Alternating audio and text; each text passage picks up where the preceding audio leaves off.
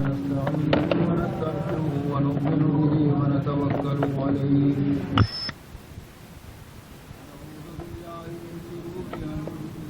ومن سيئات أعمالنا من يهده الله فلا مضل له ومن يضلل فلا هادي له ونشهد أن لا إله إلا الله وحده لا شريك له ونشهد أن سيدنا وشفيعنا وحبيبنا ونبينا ومولانا محمدا عبده ورسوله صلى الله تعالى عليه وعلى آله وأصحابه أجمعين أما بعد فقد قال سبحانه وتعالى في تنزيله الكريم أعوذ بالله من الشيطان الرجيم بسم الله الرحمن الرحيم لقد من الله على المؤمنين إذ بعث فيهم رسولا من أنفسهم يتلو عليهم آياته ويزكيهم ويعلمهم الكتاب والحكمة وإن كانوا من قبل لفي ضلال مبين. برادران اسلام،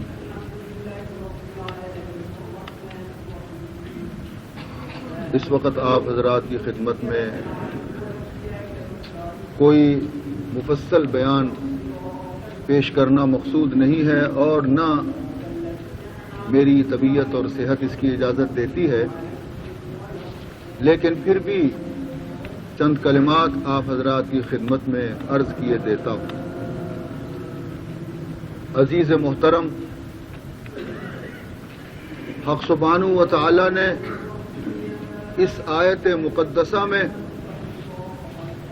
مومنین پر اپنا احسان جتلایا ہے، ایک خاص احسان جو نہ فقط مومنوں کے لیے ہے بلکہ پوری انسانیت کے لیے خدا کا بڑا احسان ہے، اور وہ احسان یہ ہے کہ اللہ تعالیٰ نے حضور اکرم صلی اللہ علیہ وسلم کو مبعوث فرمایا. آپ کے آنے سے پہلے دنیا کی کیا حالت تھی؟ جہاں آپ کو بھیجا گیا اس خطے کی کیا حالت تھی؟ الفاظ باری تعالی ہیں کہ وَإِن كَانُوا مِن قَبْلُ لَفِي ضَلَالٍ مُبِينٍ، صریح گمراہی میں یہ لوگ پڑے ہوئے تھے، عقائد کے اعتبار سے، اعمال کے اعتبار سے، اخلاق کے اعتبار سے صریح گمراہیوں میں یہ سب مبتلا تھے، گرفتار تھے. وہ کون سی خرابی تھی جو ان کے اندر موجود نہیں تھی؟ وہ کون سی کمزوریاں تھیں جو ان کے اندر موجود نہیں تھی؟ شرک میں یہ مبتلا تھے، فسق و فجور میں یہ مبتلا تھے، اور اخلاقی حالت ان کی گری ہوئی تھی. عداوت اور دشمنی کا یہ عالم تھا کہ صدیوں سے ان کی تلواریں نیام میں نہیں جاتی تھی. خود غرضی کا بازار گرم تھا، ایثار اور قربانی کا نام و نشان تک نہیں تھا. اگر آپ تاریخ اسلام کے اوراق کا مطالعہ کریں تو آپ کو پوری طریقے سے اس زمانے کے حالات کا علم ہو جائے گا. حالت یہ تھی کہ انہوں نے، اس میں کوئی شک نہیں کہ یہ لوگ خدا کے منکر نہیں تھے، اللہ کو مانتے تھے، اور یہ بھی مانتے تھے کہ زمین و آسمان کا خالق اللہ ہے، خود ان کا خالق اللہ ہے. زمین اور آسمان سے رزق پیدا کرنے والا، آسمان سے بارش برسانے والا اور زمین سے کھیتیاں اگانے والا، وہ بھی اللہ کو مانتے تھے. ان باتوں میں کسی قسم کا جھگڑا نہیں تھا. ان ساری چیزوں کو اللہ کو وہ مانتے تھے, منکر خدا نہیں تھے. البتہ جھگڑا اس بات پر تھا, اجعل الآلہۃ الہا واحدا ان ھذا لشیء عجاب. اختلاف اس بات پر تھا کہ اتنے سارے معبودین کو یہ ایک معبود کہہ کے پکارتا ہے کہ ایک معبود کی طرف آؤ, یہ تو بڑے تعجب اور حیرت کی بات ہے. اسی پہ اختلاف سارا ہو گیا. اور دوسرا وہ یہ کہنے لگے کہ یہ کیسے خدا کا رسول ہو سکتے ہیں, یہ تو ہماری طرح انسان ہیں, کھانا کھاتے ہیں, پانی پیتے ہیں, گھر میں بیویاں ہیں, بچے ہیں, بازار میں جانے کی ضرورت, زندگی خریدنے کی ضرورت پڑتی ہے ان کو, تو یہ کیسے رسول بن سکتے ہیں؟ ان کے خیال میں رسول کوئی انسانوں سے اور آگے کوئی فرشتہ ہونا چاہیے. کہنے لگے ما لہذا الرسول ما لہذا الرسول یاکل الطعام ویمشی فی الاسواق. یہ کیسے رسول ہیں؟ یاکل الطعام, یہ کھانا کھاتے ہیں, ویمشی فی الاسواق, اور بازاروں میں جاتے ہیں ضروریات زندگی خریدنے کے لیے. گویا ان کی نظروں میں, ان کے خیال میں رسول وہی ہو سکتا ہے جو نہ ان کو کھانے کی ضرورت ہو, نہ پینے کی ضرورت ہو, اور وہ ہر چیز سے بے نیاز ہو, یعنی فرشتہ ہونا چاہیے. حق سبحانہ و تعالیٰ نے ان کو بتلا دیا کہ ہم نے آج تک جتنے رسول بھی بھیجے ہیں سب بشر بھیجے, انسان بھیجے. جتنے بھی رسول آئے سب انسان اور بشر کی صورت میں, اور بشر تھے.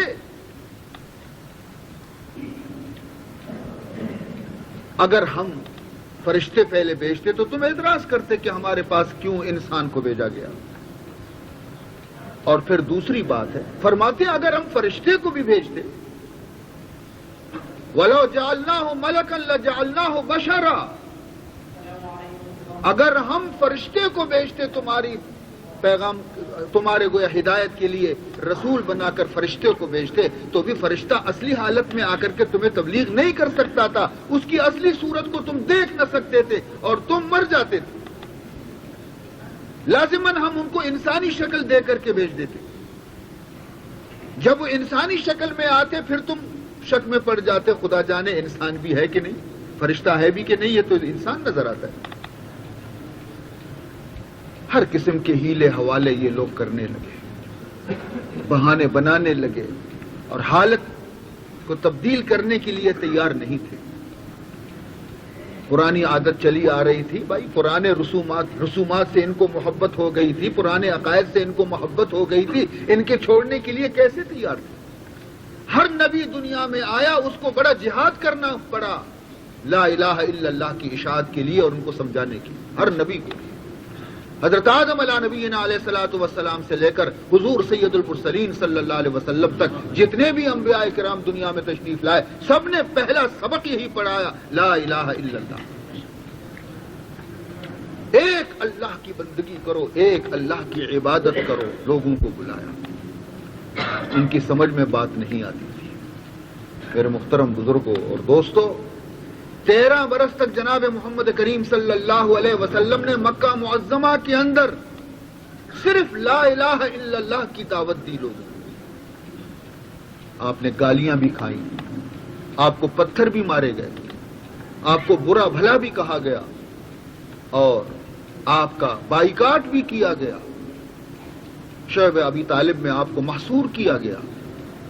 ہر قسم کے تکالیف آپ کو دیے گئے, اور آپ کے رفقا کو جو آپ پر ایمان لائے تھے, قسم قسم کی اذیتیں ان کو پہنچائی گئی. قصور یہ ایک مرتبہ آپ کو شہید کرنے کے درپے ہوئے, اور ابو بکر صدیق رضی اللہ تعالیٰ عنہ آڑے آ گئے اور کہنے لگے کیا تم اس شخص کو کس جرم میں قتل کرنا چاہتے ہو؟ یہی کہ یہ کہتا ہے کہ میرا رب اللہ ہے. اس لیے ان کو شہید کرنا چاہتے ہو؟ کیا جرم کیا؟ کسی کو قتل کیا ہے، کسی کو برا کہا ہے، کسی کو گالی دی ہے، کسی کا مال کھایا ہے؟ حالانکہ یہی لوگ تھے جب تک ہمارے پیارے رسول صلی اللہ علیہ وسلم صرف محمد بن عبداللہ تھے. آپ صرف محمد ابن عبداللہ تھے، یعنی 40 سال کی عمر تک محمد ابن عبداللہ کے نام سے آپ کو یاد کیا جا رہا تھا. اس وقت تک سارے انہی لوگوں نے آپ کو سر پہ بٹھایا، آپ کی عزت کی، آپ کو امین کا لقب دیا، صادق کا لقب دیا، اور آپ کے فیصلے کو سب قبول کیا کرتے تھے. پھر یک لخت کیا تبدیلی آ گئی کہ سب آپ کے دشمن ہو گئے. بس صرف یہی کہ محمد ابن عبداللہ سے جب آپ محمد رسول اللہ ہو گئے تو بس سب نے ساتھ چھوڑ دیا، دشمن بنا. عزیزان محترم، وہ محمد کو اب تو مانتے تھے خدا کا، مگر رسول نہیں مانتے تھے. عبدہ و رسول، عبد وہ مانتے تھے مگر رسول نہیں مانتے تھے. اور آج کیا ہو رہا ہے کہ رسول تو مانتے ہیں مگر عبد نہیں مانتے. اشہد ان لا الہ الا اللہ واشہد ان محمدا عبدہ ورسولہ. میرے محترم بزرگوں اور دوستوں، شرابیں اس قدر وہ پیتے تھے کہ پانی کے بدلے میں مٹکوں میں شراب ہوتا تھا. جوا اس طرح کھیلتے تھے، اس قدر جواری تھے بڑے سخت کہ جب مال جوئے میں سب ہار جاتے تھے تو بیوی کو بھی داؤ پہ لگا کے ہارتے تھے. اتنے کٹر جواری تھے، اتنی حالت تھی ان کی گری ہوئی. اور دوسروں کے منہ کا نوالا چھین کے اپنے پیٹ میں ڈالنے والے تھے. ایثار اور قربانی کو نہیں جانتے تھے یہ لوگ. یہ ایک دلال مبین کی کچھ جھلکیں ہیں میں آپ کو دکھا رہا ہوں. اور حیا کا یہ عالم تھا کہ بیت اللہ کے طواف کے لیے جب یہ نکلتے تھے اور آتے تھے حرم کعبہ میں، مرد اور عورتیں ننگے مادرزاد ننگا ہو کر کے بیت اللہ کا طواف کیا کرتے تھے. بجائے اللہ کو یاد کرنے کے سیٹیاں بجاتے تھے، تالیاں بجاتے تھے. بجائے اللہ کا ذکر کرنے کے طواف کی حالت میں سیٹیاں بجا بجا کے طواف کرتے تھے، تالیاں بجا بجا کے طواف کرتے تھے. وما كان صلاتهم عند البيت الا مكاء وتسلية. فرماتے ہیں کہ ان کا بیت اللہ میں ان کی عبادت اور ان کی بندگی کا یہ عالم تھا کہ وہ سیٹیاں بجاتے تھے اور تالیاں بجاتے تھے اور کہتے تھے یہی ہماری عبادت ہے. اب ایسی قوم کے اندر اللہ نے حضور اکرم صلی اللہ علیہ وسلم کو بھیجا. نبی بھی کیسے نبی؟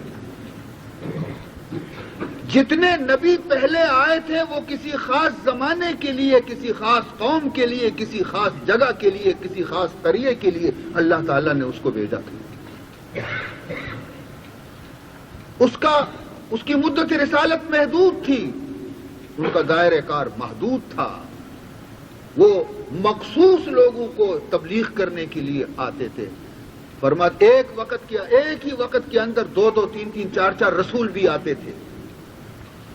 ایک طرف اگر حضرت ابراہیم علیہ السلام تبلیغ فرما رہے ہیں تو دوسری طرف دوسری قوم کو حضرت لوط علیہ السلام تبلیغ فرما رہے ہیں. وَإِن مِّن قَرْيَةٍ إِلَّا خَلَا فِيهَا النَّذِيرُ وَإِن مِّن قَرْيَةٍ إِلَّا خَلَا فِيهَا النَّذِيرُ. مولا فرماتے ہیں کوئی ایسا قریہ، کوئی ایسا گاؤں، کوئی ایسا شہر ہم نے نہیں چھوڑا مگر کہ اس کے اندر اپنا رسول اور ڈرانے والا ضرور بھیجا، تاکہ قیامت کے دن کوئی یہ نہ کہہ سکے کہ ہمیں تو معلوم نہیں تھا. لیکن حضور اکرم صلی اللہ علیہ وسلم کو جب بھیجا اللہ تعالیٰ نے اور جو کتاب دے کر ان کو بھیجا تو وہ خاص صرف مکہ کے لیے نہیں، ان کو مکہ کے لیے رسول بنا کے نہیں بھیجا مدینہ منورہ کے لیے رسول بنا کر نہیں بھیجا، صرف عرب کے لیے رسول بنا کر نہیں بھیجا، صرف اپنے زمانے کے انسانوں کے لیے رسول بنا کر نہیں بھیجا، بلکہ اعلان فرمایا وَمَا أَرْسَلْنَاكَ إِلَّا كَافَّةً لِلنَّاسِ، فرماتے ہیں ہم نے آپ کو دنیا میں جہاں کئی انسان بستے ہیں سب کا رسول بنا کے ہم نے آپ کو بھیجا۔ جب تک آپ کا کلمہ کوئی نہیں پڑھے گا آپ کے راستے کو کوئی اختیار نہیں کرے گا، فرماتے ہیں کہ اس وقت تک وہ میرے فہرست میں مسلمان اور مومن نہیں ہوگا۔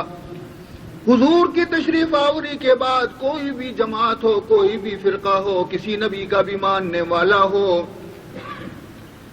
جب تک وہ میرے پیارے نبی محمد کا کلمہ نہیں پڑھے گا وہ مسلمان نہیں شمار ہوگا، کوئی بھی ہو۔ عزیزان محترم، لا الہ الا اللہ پڑھنے والے بھی کوئی بھی ہو، جب تک محمد الرسول اللہ کا اقرار نہیں کریں گے مسلمان نہیں کہلائیں گے۔ عزیزان محترم، تو حضور اکرم صلی اللہ علیہ وسلم کو تمام عالم کے لیے اللہ نے رسول بنا کر بھیجا اور قرآن پوری دنیا کی ہدایت کے لیے بھیجا۔ آپ نے آ کر کے 13 برس یہاں خرچ کیے اور 10 برس مدینہ منورہ میں گزارے۔ یہاں والوں نے آپ کی قدر کو نہیں پہچانا، مکے والوں نے آپ کو نہیں پہچانا۔ جیسے فرماتے ہیں اللہ تعالیٰ قرآن پاک میں وَلَقَدْ زَرَعْنَا لِجَهَنَّمَ كَثِيرًا مِنَ الْجِنِّ وَالْإِنسِ لَهُمْ قُلُوبٌ لَا يَفْقَهُونَ بِهَا وَلَهُمْ أَعْيُنٌ لَا يُبْصِرُونَ بِهَا وَلَهُمْ آذَانٌ لَا يَسْمَعُونَ بِهَا أُولَئِكَ كَالْأَنْعَامِ بَلْ هُمْ أَضَلُّ۔ فرماتے ہیں کہ ہم نے جہنم کے لیے بہت سارے انسانوں اور جنات کو پیدا کیا ہے، ان کی پہچان یہ ہے کہ ان کو دل ہوتے ہوئے لاشعور ہوتے ہیں، آنکھیں ہوتے ہوئے بھی اندھے بنے ہیں، کان ہوتے ہوئے بھی بہرے بنے ہوئے ہیں، اور ایسے لوگ جو ہیں وہ چارپائیوں سے بھی بدتر ہیں کہ انہیں ہدایت نصیب نہیں ہوتی۔ آنکھ رکھتے ہوئے بھی ابو جہل اندھا تھا، محمد کو نہیں پہچانا صلی اللہ علیہ وسلم۔ کان ہے مگر قرآن حضور سنا رہے ہیں اور انہیں کچھ سنائی نہیں دیتا، بلکہ دوسروں کو بھی منع کرتے ہیں کہ محمد کے زبان سے قرآن مت سنو۔ وَقَالَ الَّذِينَ كَفَرُوا لَا تَسْمَعُوا لِهَذَا الْقُرْآنِ وَالْغَوْا فِيهِ لَعَلَّكُمْ تَغْلِبُونَ۔ کافروں نے کہا کہ اس قرآن کو مت سنو، اور اگر یہ زبردستی سنانا چاہے تو تم اس کے اندر شور مچایا کرو، اس قسم کی حرکت کیا کرو، آوازیں پیدا کرو جو قرآن کی آواز دب جائے اور کسی کے کان میں نہ پہنچے۔ انہوں نے لاکھ کوشش کی، اور لیکن عزیزان محترم یہ تو نزدیک والے تھے، یہ تو بے خبر رہے، مگر دور رہنے والے باخبر ہو گئے، دور رہنے والے باخبر ہو گئے۔ انہوں نے قدر نہیں پہچانا سرکار دو عالم صلی اللہ علیہ وسلم کا۔ مدینے والوں نے دعوت دی کہ حضور آپ ہمارے پاس تشریف لائیں۔ انہوں نے قرآن پاک سن سن کے اس پر عمل نہیں کیا، ہدایت کا دروازہ نہیں کھلا، مگر ایک آیت نے، ایک 3-4 آیتوں نے نقشہ بدل دیا شاہ حبش کا۔ دور تھے وہ، قرآن سنانے والے محمد عربی بھی نہیں تھے، قرآن سنانے والا تھا حضرت جعفر طیار جو ہجرت کر کے وہاں جا چکے تھے مہاجرین کے ساتھ، جبکہ شکایت کی مکے کے لوگوں نے، مکے والوں کا وفد چلا گیا تھا شاہ حبش کے پاس، تحائف لے کر پہنچا تھا کہ ہمارے کچھ مجرم ہیں، وہ جرم کر کے تمہاری پناہ میں آئے ہیں، ہمارے مجرمین کو ہمارے حوالے کر دو۔ وہ بڑا دانا بادشاہ تھا، ان کے تحائف کو دیکھ کر کے وہ ان کی طرف مائل نہیں ہوا. کہنے لگا ذرا میں ان کو بلا کے پوچھوں بھائی معاملہ کیا ہے, کون سا جرم تم نے کیا ہے کہ تمہارے اہل وطن تم کو لینے کے لیے آئے ہیں. جب ان کو بلایا گیا اور وہ بھی بیٹھے ہیں تو حضرت جعفر طیار کھڑے ہو گئے. ان سب کی طرف سے یہ کہنے لگے کہ ہمارا جرم کیا تھا, سنو شاہ حبش نجاشی, ہم گمراہ تھے, ہم مشرک تھے, ہم بے دین تھے, ماں اور بہن کی ہم میں تمیز نہیں تھی, ہم درندہ صفت بن گئے تھے, ہم جہنم کے کنارے تک پہنچ گئے تھے. خدا کی رحمت کو جوش آ گیا, ہم پر رحم فرمایا, اس نے اپنے پیارے رسول محمد مصطفیٰ صلی اللہ علیہ وسلم کو بھیجا. انہوں نے ہم کو سچا راستہ بتایا, صحیح راستہ بتایا, صحیح دین ہمارے سامنے رکھ دیا. ہمیں وہ دین پسند آ گیا اور ہم نے اسے قبول کر لیا. اسی وجہ سے اہل وطن ہمارے دشمن ہو گئے. اتنا ہمیں ستایا کہ ہم وہاں رہ بھی نہیں سکے. سر چھپانے کے لیے تمہارے علاقے میں آئے ہیں. شاہ حبش نے جب یہ سنا پھر پوچھا کیا وہ کوئی کتاب بھی لائے ہیں؟ انہوں نے کہا ہاں, قرآن مقدس, چند آیتیں سنا سکتے ہو مجھے؟ انہوں نے کہا ضرور, سنا. تو انہوں نے سورہ مریم کی تلاوت شروع کی. جب سورہ مریم کی چند آیتیں تلاوت کی جس میں حضرت مریم کے احوال, حضرت عیسیٰ علیہ السلام کے حالات یہ جو بیان کرنے لگے, یہ تو پڑھ رہے ہیں اپنے وجد کے اندر, اسے معلوم نہیں کہ یہ جو نجاشی اور اس کے رفقا ہیں ان کے داڑھی بھیگ گئے ہیں آنسوؤں سے. قرآن سنتے سنتے آنکھیں سوج گئی, رو رہے ہیں. اللہ اکبر. سب رو رہے ہیں. کوئی ایسا درباری نہیں کہ جس کے آنکھوں میں آنسو نہ ہو. خاموش ہو گئے. ان کا ذکر اللہ تعالیٰ نے قرآن پاک میں 7ویں پارے میں کیا ہے. مولا فرماتے ہیں وَإِذَا سَمِعُوا مَا أُنزِلَ إِلَى الرَّسُولِ تَرَى أَعْيُنَهُمْ تَفِيضُ مِنَ الدَّمْعِ مِمَّا عَرَفُوا مِنَ الْحَقِّ. مولا فرماتے ہیں کہ جب ان لوگوں نے اس کتاب کی آیتوں کو سنا جو ہم نے اپنے رسول پہ اتارے ہیں, یعنی قرآن پاک, اے مخاطب تو دیکھ رہا ہے کہ ان کی آنکھوں میں آنسو بہ رہے ہیں, شدت کے ساتھ آنسو نکل رہے. کیوں؟ اس لیے کہ انہوں نے حق کو پہچان لیا, روشن ہو گیا حق.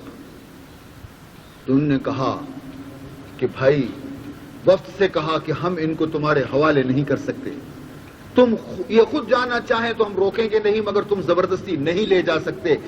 یہ وہی ناموس ہے جو انجیل میں موجود ہے, یہ وہی چیزیں ہیں جو عیسیٰ علیہ السلام لائے ہیں, یہ وہی بات ہے جو موسیٰ علیہ السلام لائے ہیں. کوئی فرق نہیں, ایک ہی دین ہے, ایک ہی راستہ ہے, وہاں سے آیا ہے. دین پسند آ گیا نجاشی کو اور وہ مسلمان ہو گئے. سبحان اللہ. ابو لہب کو ایمان نصیب نہیں ہوا, ابو جہل کو ایمان نصیب نہیں ہوا, اور نجاشی مسلمان ہو گیا. سبحان. بڑے بڑے عالی نسب جو تھے, جو اپنے نسب میں فخر کرتے تھے, وہ تو محروم ہو گئے, اور بلال حبشی جو ہے ان کو جنت میں داخلہ نصیب ہوا. سبحان اللہ. کسی نے کیا خوب کہا, فرماتے ہیں حسن ز بصرہ, حسن ز بصرہ بلال از حبش صہیب از روم. حسن ز بصرہ بلال از حبش صہیب از روم. ز خاک مکہ ابو جہل این چب العجبیست. بصرے سے تو حسن کہاں سے کہاں پہنچ گئے, صہیب رومی مشرف اسلام ہو گئے. بلال حبشی کو ایمان نصیب ہوا, مگر خود مکے میں پیدا ہونے والا, مکے میں پرورش حاصل کرنے والا, حضور کا قریبی رشتہ دار ابو لہب ویسے کا ویسا رہ گیا اور ایمان سے محروم ہو گیا.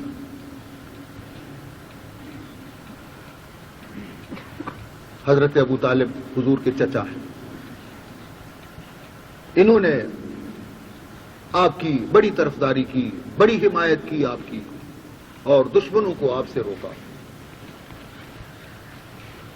جب ان کا انتقال کا وقت آ گیا، انتقال کا وقت آ گیا، تو حضور اکرم صلی اللہ علیہ وسلم قریب پہنچ گئے. چچا جان، تم نے میری بڑی حمایت کی ہے، میرے لیے بہت تکلیفیں اٹھائی ہیں، میری وجہ سے آپ نے مشرکین مکہ کی بہت ساری باتیں آپ کو سننی پڑی ہیں. آپ صرف ایک مرتبہ میرے کان میں کلمہ پڑھ دیجئے تاکہ میں قیامت کے دن خدا کے حضور میں کچھ کہہ سکوں. آپ کا آخری وقت ہے، میں نہیں چاہتا کہ آپ دوزخ چلے جائیں. سامنے ابو جہل بھی کھڑا تھا. کہنے لگا، دیکھو، باپ دادو کے نام پر بٹا نہ لگانا، اپنے بھتیجے کی وجہ سے اپنا پرانا مذہب مت چھوڑنا، تمہارے باپ کا جو دین تھا، دادا کا جو دین تھا، اس کو مت چھوڑنا.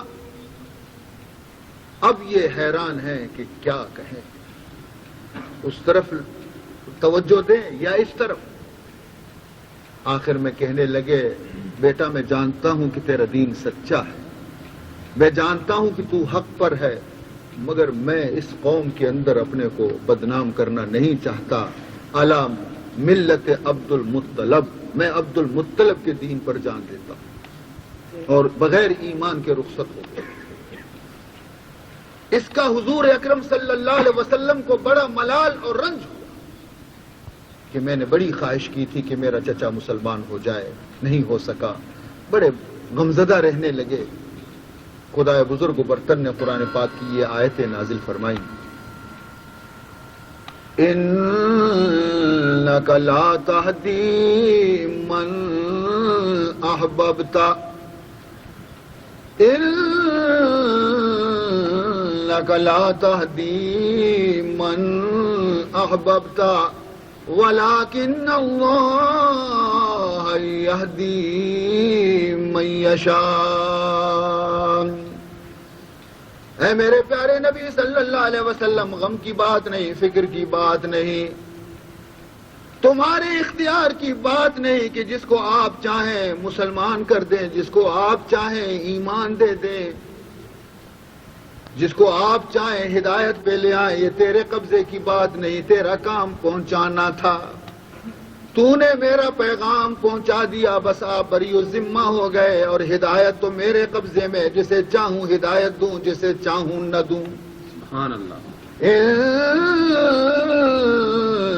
انک لا تہدی من احببت ولکن اللہ یہدی من یشاء.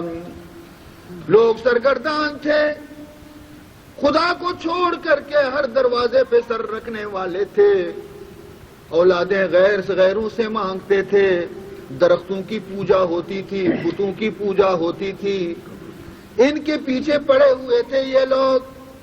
اب ان کو یہاں سے چھین کر کے لے آنا، راہ ہدایت پہ لے آنا بڑا مشکل کام تھا. عزیزان محترم، اللہ تعالیٰ نے قرآن مقدس کے ذریعے سے ایسے انداز میں ان کو سمجھانا شروع کیا کہ ان میں جو باشعور انسان تھے وہ مسلمان ہو گئے. مولا فرماتے ہیں کہ اولاد مانگنے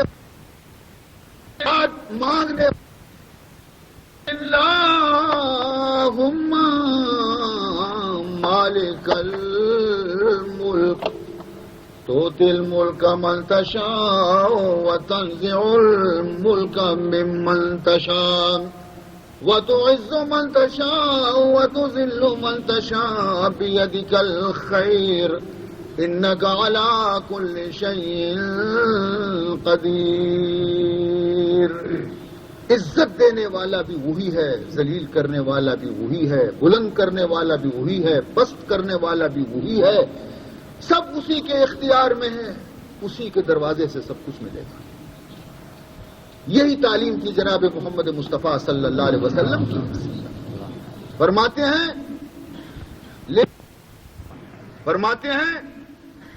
للہ ملک السماوات والارض یخلق ما یشاء یہب لمن یشاء اناثا ویہب لمن یشاء الذکور او یزوجہم ذکرانا واناثا وَيَجْعَلُ مَن يَشَاءُ عَقِيمًا. فرماتے ہیں کہ آسمان اور زمین دونوں جگہ میری حکومت ہے. یخلق ما یشاء، جو میں چاہتا ہوں پیدا کرتا ہوں.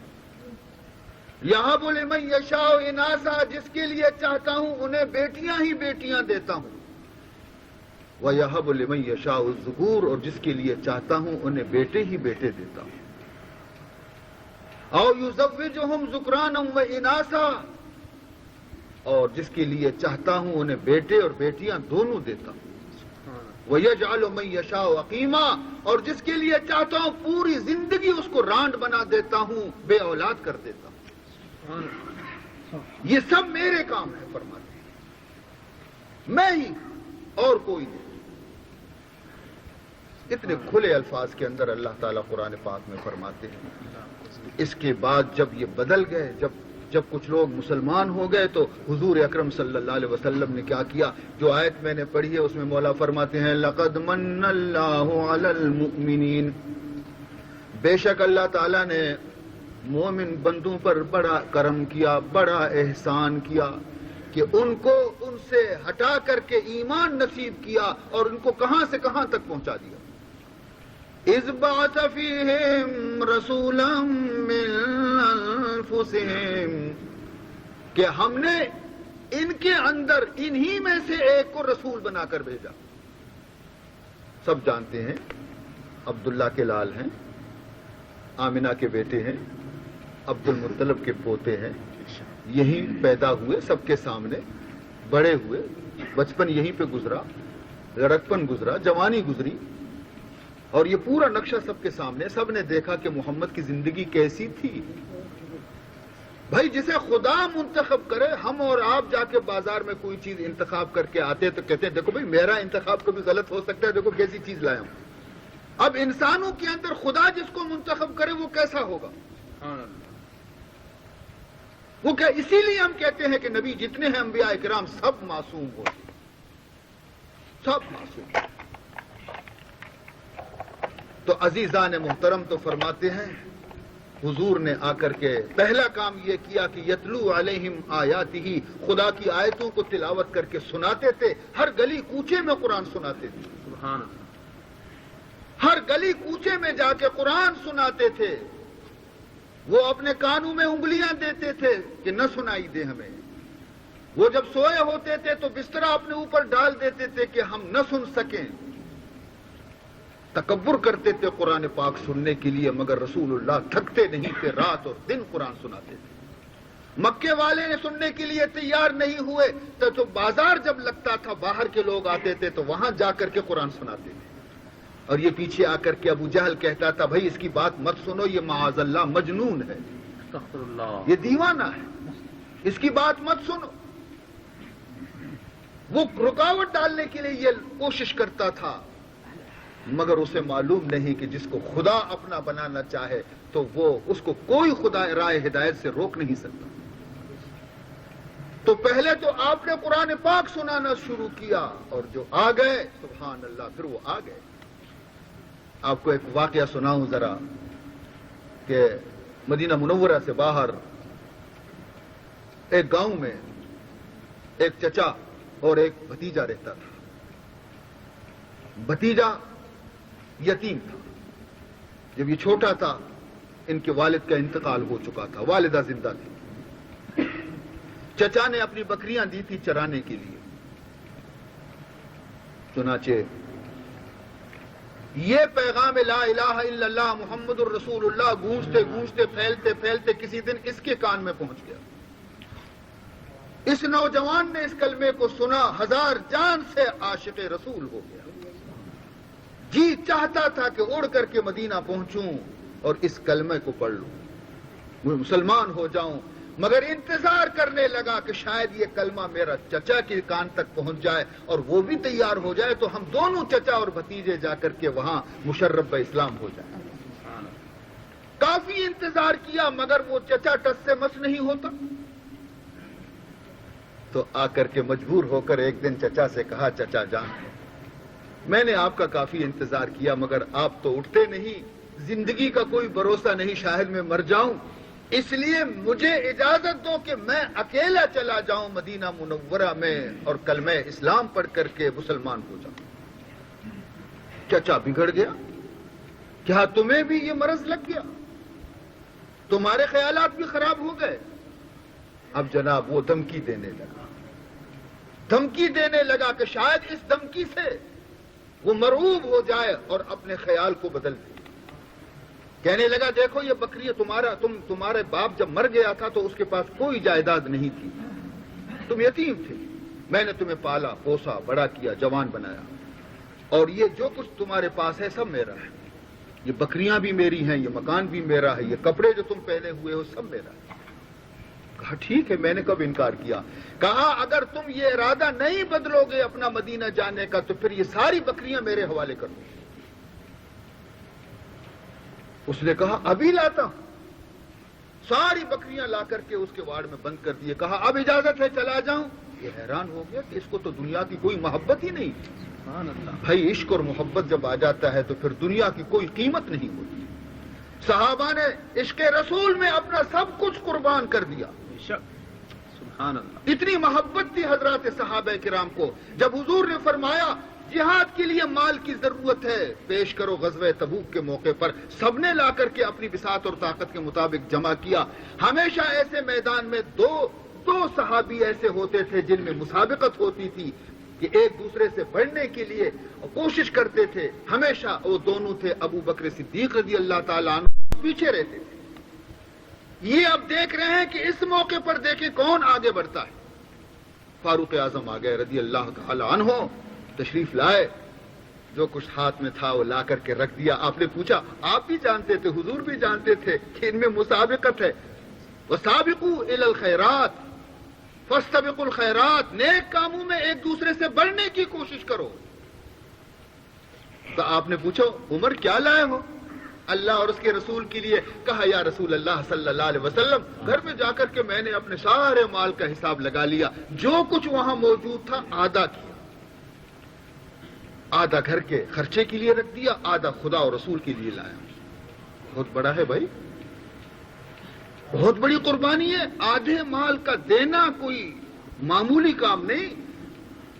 ہم تو 40واں حصہ بھی نہیں دیتے، 40واں حصہ مال کا ہم پر جو فرض کیا گیا ہے اس میں بھی ہمیں تردد ہوتا ہے اور اس کے بھی اونے پونے کر کے حساب نکالتے ہیں، پورا بھی نہیں نکالتے۔ تو پھر آدھا مال، بڑی ہمت تھی واقعی فاروق اعظم کی، اور سب نے یہی سمجھا کہ فاروق اعظم نے میدان مار لیا، بڑھ گئے سب سے۔ اب انتظار کرتے ہیں کہ صدیق اکبر رضی اللہ تعالیٰ عنہ بیچارے کیا لائیں گے۔ وہ صدیق پہنچ گئے رضی اللہ تعالیٰ عنہ۔ آپ نے پوچھا میرے صدیق بتاؤ تم کیا لائے ہو؟ غور سے سنے ذرا، تم کیا لائے ہو؟ عرض کیا میں نے جا کے گھر میں جو کچھ تھا سب چادر میں ڈال کے لایا ہوں، سبحان اللہ، جتنا مال تھا سب لایا ہوں آپ کی خدمت میں۔ پوچھا کہ بچوں کے لیے کیا؟ کہا وہ دولت چھوڑ کے آیا ہوں جو کبھی ختم نہیں ہوگی۔ سبحان اللہ، خدا و خدا کے رسول کا نام چھوڑ کے آئے ہیں۔ اقبال نے کیا خوب کہا اسی چیز کو، کہتا ہے پروانے کو چراغ، پروانے کو چراغ تو بلبل کو پھول بس، پروانے کو چراغ تو بلبل کو پھول بس، اور صدیق کے لیے ہے خدا کا رسول بس۔ سبحان اللہ، یہ تھے عاشقان مصطفیٰ صلی اللہ علیہ وسلم جو کسی بات میں بھی حضور اکرم صلی اللہ علیہ وسلم کی مخالفت نہیں کیا کرتے تھے۔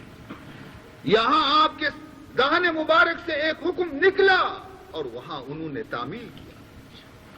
حکم بھی یہی ہے خدا کا قرآن پاک میں یا ایھا الذین آمنوا استجیبوا للہ وللرسول اذا دعاکم لما یحییکم واعلموا ان اللہ یحول بین المرء وقلبہ. اے ایمان والو، جب خدا استجیبوا للہ جب اللہ اور اس کا رسول تمہیں کسی بات کی طرف بلائیں تو فوراً اس کی پکار کو پہنچو اور جو فرمائیں اس پر فوراً عمل کرو، اس لیے کہ اس کے احکام پر عمل کرنے سے تمہاری زندگی ہے. لما یحییکم، وہ ایسے باتوں کو حکم دیتے ہیں کہ جس سے تمہاری زندگی بنتی ہے. کیوں جلدی سے تعمیل کرو؟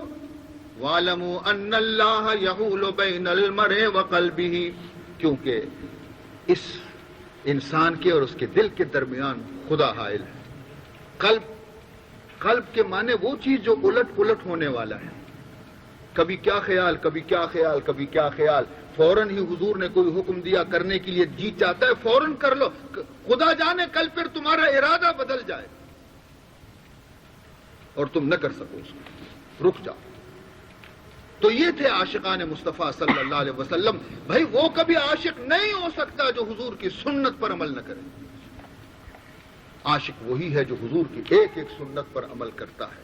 کسی نے کیا خوب کہا، فرماتے ہیں تاثر رسول وانت تظہر حبہ، تاثر رسول وانت تظہر حبہ، ھذا لعمری فی الفعال بدیع. تو رسول کی نافرمانی کرتا ہے اور زبان سے دعوی محبت کرتا ہے. یہ تمہیں میری عمر میں نے ایسا عاشق نہیں دیکھا کہ اپنے محبوب کی مخالفت کرے. عاشق تو اپنے محبوب کے اشاروں پہ جان دیتا ہے.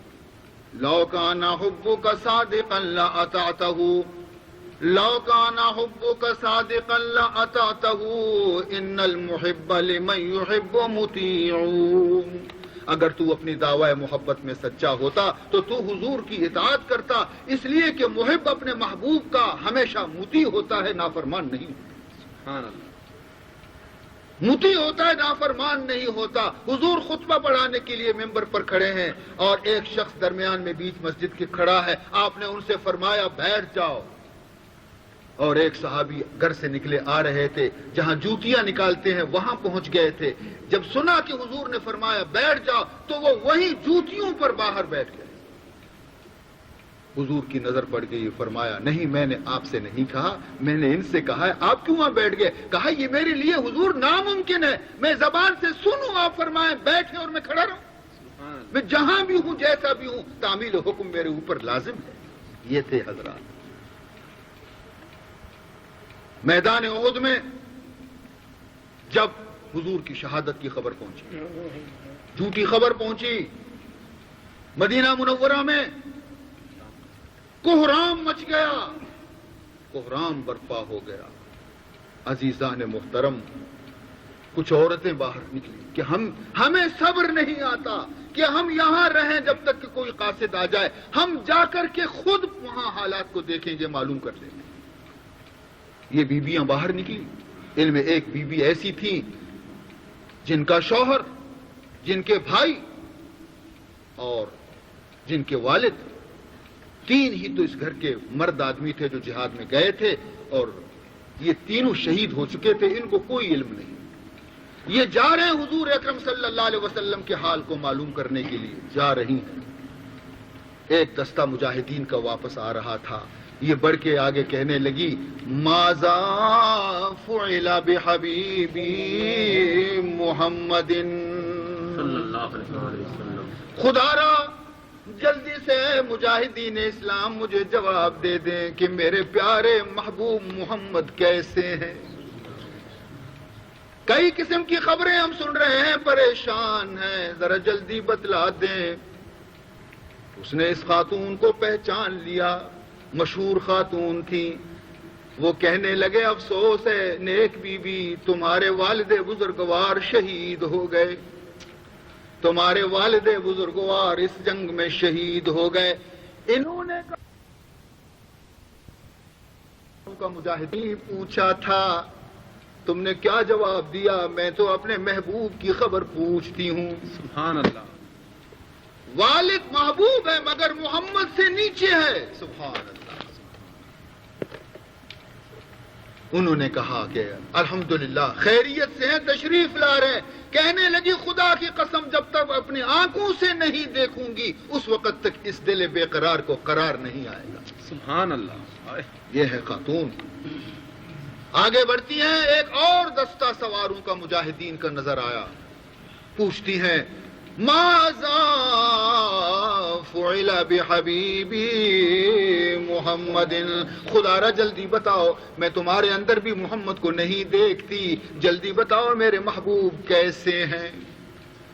انہوں نے بھی اس خاتون کو, بڑی مشہور خاتون تھی, دیکھ کر کے کہا افسوس ہے نیک بی بی, تمہارا جوان بھائی جو اس جنگ میں شریک تھا وہ شہید ہو گیا. یہ دوسرا چوٹ, باپ بھی بھائی بھی.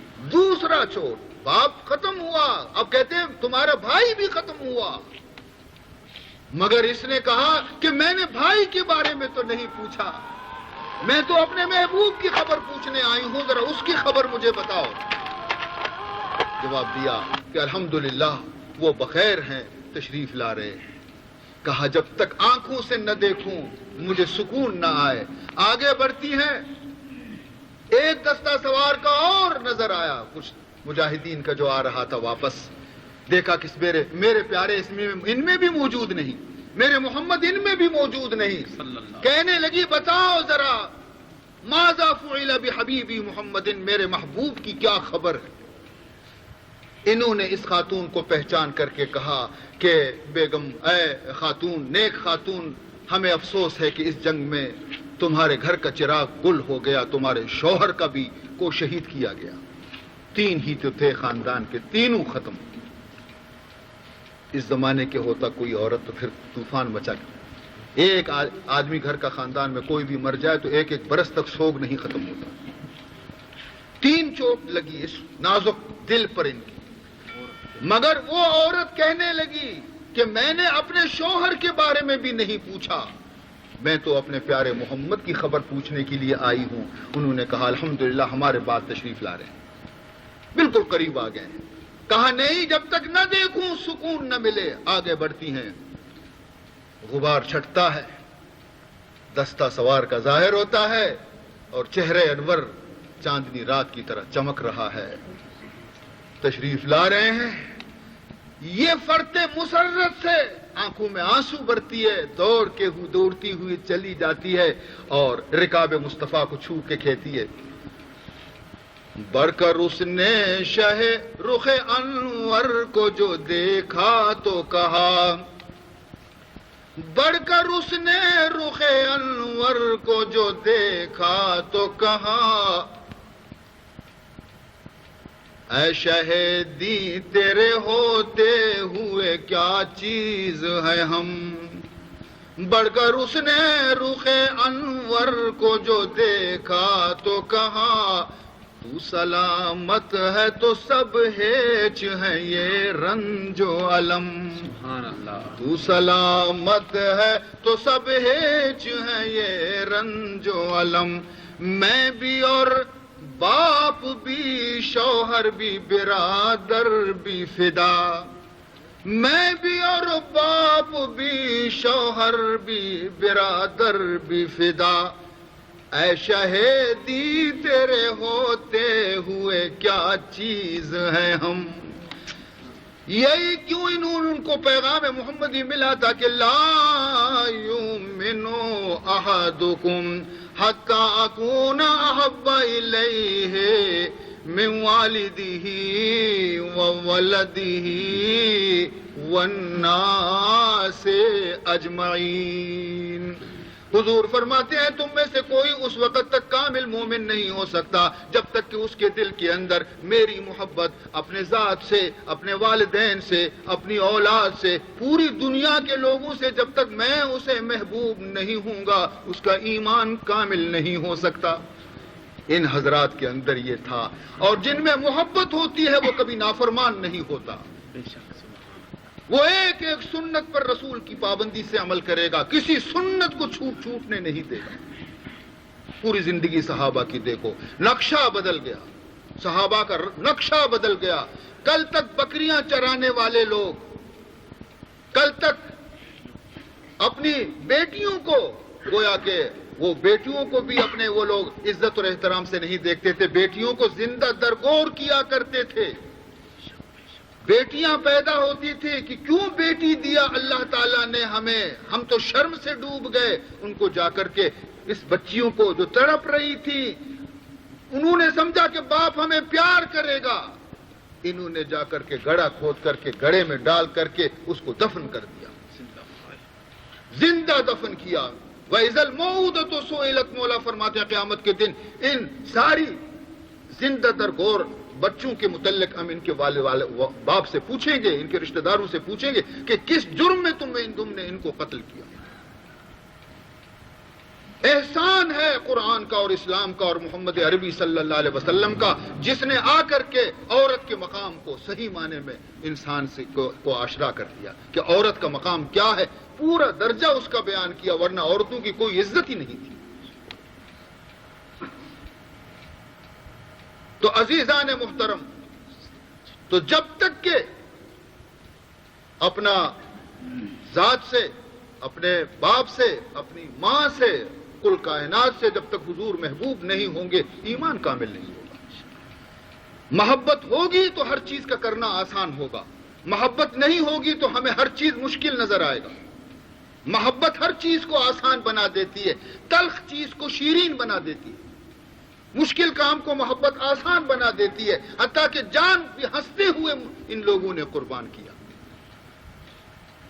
فرماتے ہیں یتلو علیہم آیاتہ ویزکیہم, جو مسلمان ہو گئے ان کے قلوب کا تزکیہ کیا. حضور اکرم صلی اللہ علیہ وسلم نے سیقل بنا دیا, روشن کر دیا, تاریک دل روشن ہو گئے, صاف ہو گئے, خطورتوں سے پاک ہو گئے, عداوتوں سے پاک ہو گئے, حرص دنیا سے پاک ہو گئے, شرک و کفر سے پاک ہو گئے. ان کے دل جب پاک ہو گئے, جب ایک برتن کو خالی کیا جائے اس کے بعد پھر کچھ ڈال دیا جاتا ہے تو اس کی اصل چیز ظاہر ہو جاتی ہے. اگر یہ دل کو صاف نہ کیا جاتا اور ویسی ہی قرآن و حکمت کی باتیں اس کو بتا دی جاتی تو وہ لطف نہیں ہوتا. کیونکہ برتن, کوئی بھی برتن دنیا کا آپ لے لیں, اگر اس کو آپ صاف نہیں کریں گے, کتنا ہی پاکیزہ اور اچھا گھی اس میں ڈالو گے تو تمہیں بدبو نظر آئے گی. یہ مت سمجھنا کہ اس گھی میں خرابی ہے, بدبو آ رہی ہے, بلکہ وہ برتن کی بدبو ہے. دودھ ڈالو گے تو بدبو تمہیں, یہ دودھ بدبودار نہیں ہے, برتن خراب تھا. پہلے برتن کو صاف کرو, پھر کوئی چیز ڈالو, پھر دیکھو کیسا نظر آ جائے, پھر تمہیں معلوم ہو جائے. تو پہلے قلب کو صاف کیا جناب رسول اللہ صلی اللہ علیہ وسلم نے, ان کو سیقل کر دیا, روشن کر دیا. اس کے بعد وَيُعَلِّمُهُمُ الْكِتَابَ وَالْحِكْمَةَ, پھر کتاب و حکمت کی تعلیم ان کو دی. اب جو اس کے اندر آ گیا قرآن, پھر وہ سیقل شدہ دل جو تھے تو جناب نور علی نور بن گئے, نور علی نور بن گئے. ایک لطیفہ یاد آ گیا, کہتے ہیں کہ رمضان المبارک کے 29 دن خیر سے گزر گئے, گرمی بڑی سخت تھی, سب نے روزے رکھے. اب شام کو مغرب کے وقت سب کی آنکھیں متلاشی ہیں کہ چاند نظر آئے, کل عید ہو جائے تو کم از کم یہ ایک روزہ بچ جائے ہمارا, ہم عید کر لیں, گرمی سے بچ جائیں. ویسی بھی عادت ہے انسان کی کہ عید کے چاند کو ذرا بہت تلاش کرتے ہیں, دیکھتے ہیں. رمضان کے چاند کو اتنا نہیں دیکھتے. باہر مرد سب دیکھنے لگے اور گھروں کے اندر عورتیں دیکھنے لگی, بھائی چاند کو دیکھو, چاند کو دیکھو, سب دیکھنے لگی. اتفاقاً ایک عورت کی نظر پڑی, کہا ہاں بولو مبارک ہو, وہ چاند ہے, وہ چاند نظر آئے, مبارک ہو, کل عید ہے, یہ پہلی رات کی چاند ہے, ذرا نیچے ہے, جلدی غائب ہو جائے, آؤ بہنوں دیکھو جلدی. ایک عورت اپنے بچے کو پاخانہ کرا رہی. عورتوں کی عادت ہے کہ بچوں کو اپنے پاؤں پہ بٹھاتی تاکہ وہ پاخانہ کر لے. اس نے دیکھا کہ چاند کہتے غائب ہو جائے گی, میں تو دیکھنے سے محروم رہوں گی.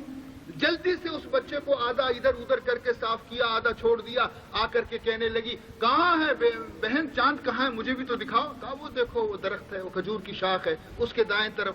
تو عورتوں کی عادت ہے وہ بات کرتے وقت ہاتھ کی انگلیاں اپنے ناک پہ رکھ دیتی, تو اس نے اس کی انگلی بھی ناک پر رکھی ہوئی تھی. بڑی مشکل سے اس نے دیکھا وہ چاند نظر تو آ گیا, مگر بہن یہ اس دفعہ عید کی چاند بڑی سڑی ہوئی بدبودار ہے.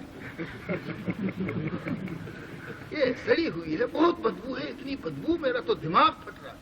اس نے کہا بدبودار عید کی چاند, عید کا چاند کیسے بدبودار؟